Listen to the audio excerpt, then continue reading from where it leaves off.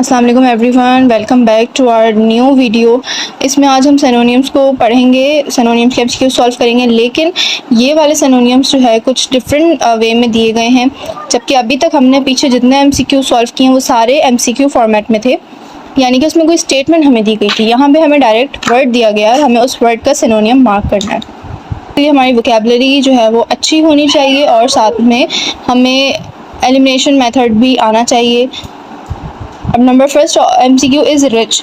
Rich मतलब होता है अमीर, तो नंबर फर्स्ट इज पुअर यानी कि गरीब। बी इज़ अबंडेंट, अबंडेंट कहते हैं वाफिर मिकदार में या वाफिर। नंबर सी इज़ ड्राई यानी कि खुश। And number D is shallow. Shallow कहते हैं कि जो बहुत ज़्यादा गहरा ना हो, कोई ऐसी चीज़ जो बहुत ज़्यादा गहराई में ना हो, उसकी बहुत कम गहराई हो। अब अगर इसमें से आप लोग देखें तो पुअर, ड्राई और शैलो कहीं से भी अमीर का या रिच का जो है वो साउंड नहीं देते, बिल्कुल ही अपोजिट मीनिंग है। जबकि अबंडेंट मतलब वाफिर, हम अक्सर बोलते हैं कि रिच ऑफ न्यूट्रिएंट्स, या तो रिच और अबंडेंट दोनों का मीनिंग सेम हो सकता है, दोनों सिनोनिम कहला सकते हैं। अबंडेंट मतलब वाफिर मिकदार में होना यानी ज़्यादा क्वांटिटी में होना। रिच का करेक्ट जो सिनोनिम होगा वो होगा abundant. Number second CQ is culture.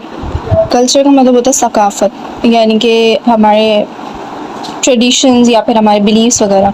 अब कल्चर से रिलेटेड हमें यहाँ पे सिनोनिम्स का मतलब बताना है। साइंस एक डिफरेंट है, बिल्कुल ही कल्चर से डिफरेंट है। साइंस हम ऐसी स्टडी को बोलते हैं जिसमें हम एक्सपेरिमेंट्स वगैरह करते हैं, जिसके थ्रू हम डिफरेंट चीज़ों को ऑब्जर्व करते हैं, इसमें ऑब्जर्वेशन वगैरह भी आती है।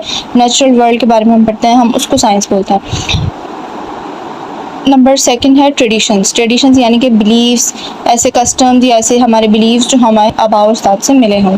पॉलिटिक्स यानी आप कह सकते हैं कि ऐसा ग्रुप जो रूल्स बनाता हो, डिसीजंस लेता हो। इन शॉर्ट गवर्नमेंट वगैरह, government system, how to govern a country, ये सारी चीज़ें पॉलिटिक्स में आ जाती हैं। जबकि लास्ट ऑप्शन है इकोनॉमी।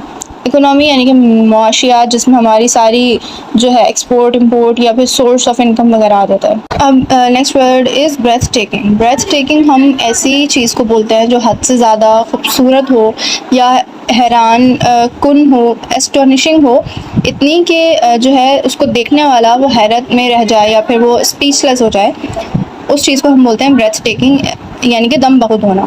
अब इसका फर्स्ट ऑप्शन है मेडिकोर। मेडिकोर मीन्स के एवरेज, ना ज़्यादा अच्छा ना ज़्यादा बुरा, मतलब इतना वर्दी नहीं है कि आप उसको अप्रिशिएट करो या आप उसकी तारीफ़ करो, हम इस चीज़ को बोलते हैं Medicore. Number second is unimpressive.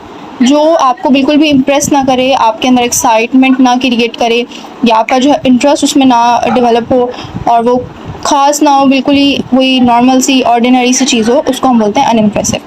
Number C is amazing. Amazing यानी कि ऐसी चीज़ जो आपको हैरान कर दे और बहुत ज़्यादा वंडरफुल हो या वंडरिंग हो, ऐसी चीज़ को हम बोलते हैं अमेजिंग।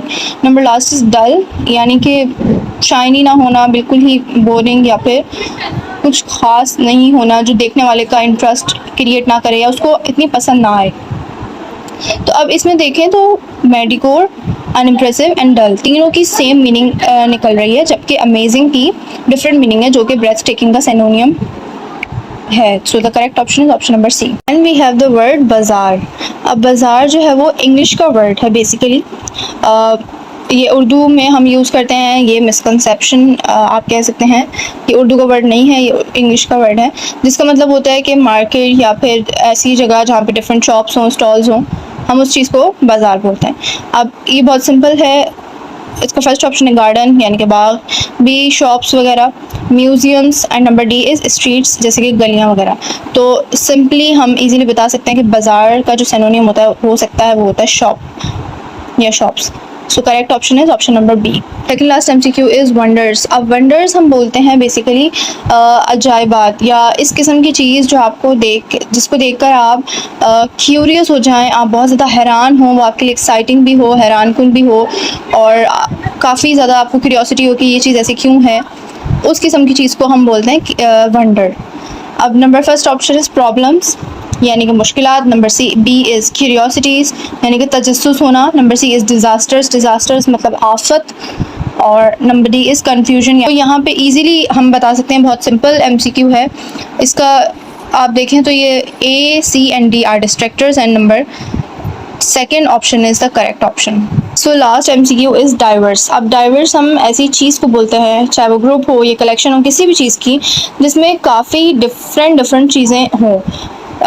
हर चीज़ एक दूसरे से बहुत ज़्यादा अलग हो, काफ़ी डिफरेंट चीज़ों का वो मिक्सचर हो, मतलब बहुत सारी चीज़ उसमें हो, लेकिन वो हर चीज़ एक दूसरे से अलग हो। वैरायटी आप कह सकते हैं। So number first option is uniform. Uniform हम कहते हैं staying on the same position, और स्टेबल आप कह सकते हैं ऐसी चीज़ जो कंटिन्यूसली एक ही जगह पे मौजूद हो, एक ही पोजीशन में मौजूद हो, उसको हम कहते हैं uniform. Number second is mixed, यानी कि डिफरेंट चीज़ें, डिफरेंट क्वालिटीज़ की चीज़ें, डिफरेंट रेंजेस की चीज़ें एक साथ अगर हम रखें या एक उसमें अगर हम कंसीडर करें तो हम उसको कहते हैं mixed. Number C is ordinary. Ordinary मतलब normal. And number D is simple, यानी कि ईजी टू यूज़ और ईजी टू हैव, मतलब कुछ भी बहुत आसान। So uniform, ordinary and simple, ये 3 डिस्ट्रैक्टर्स हैं, इजीली हमें पता चल रहा है। डाइवर्स का भी हमें समझ आया है वैरायटी, और मिक्स्ड में भी वैरायटी होती है, डिफरेंट चीज़ें होती हैं, डाइवर्स में भी डिफरेंट चीज़ें होती हैं। Option is option number B. That's all for today, see you in the next video. अल्लाह हाफ़िज़।